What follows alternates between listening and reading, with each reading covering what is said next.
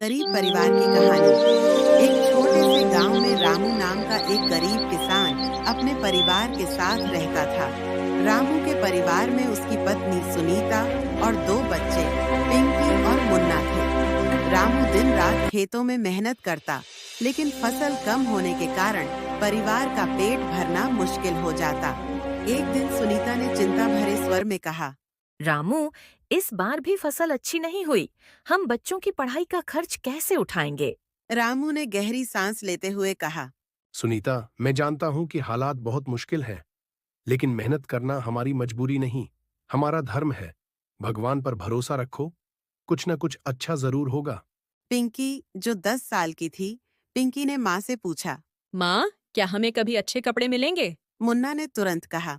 हाँ दीदी, जब पापा बहुत सारा पैसा कमाएंगे तब हमें अच्छे कपड़े और खिलौने मिलेंगे। सुनीता ने मुस्कुराते हुए बच्चों को गले लगाया और कहा, बस तुम दोनों पढ़ाई में मन लगाओ। तुम्हारी मेहनत ही हमारी असली दौलत है।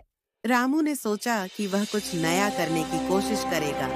उसने गांव के बाजार में जाकर मजदूरी करनी शुरू की। वहां उसे एक व्यापारी श्यामलाल ने काम पर रखा। रामू ने मेहनत और ईमानदारी से काम किया।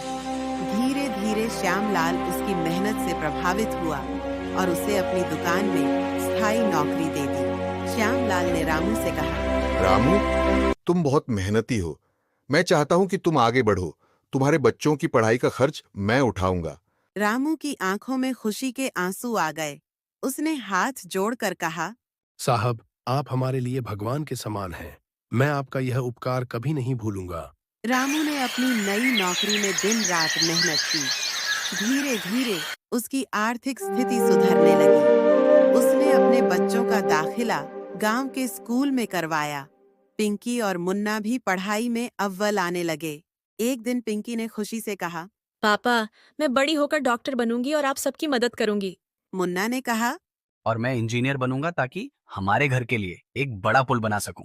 रामू और सुनीता ने बच्चों को गले लगाते हुए कहा, तुम दोनों हमारे सपनों का उजाला हो। बस ऐसे ही मेहनत करते रहो। गरीबी एक चुनौती हो सकती है, लेकिन मेहनत, ईमानदारी और परिवार का साथ हो तो हर मुश्किल का सामना किया जा सकता है। यह कहानी हमें सिखाती है कि उम्मीद और मेहनत से जिंदगी के अंधेरों को रोशन किया जा सकता है। धन्यवाद। साथियों, आज की कहानी कैसी लगी? जरूर बताना। लाइक, सब्सक्राइब और घंटी बजाएं।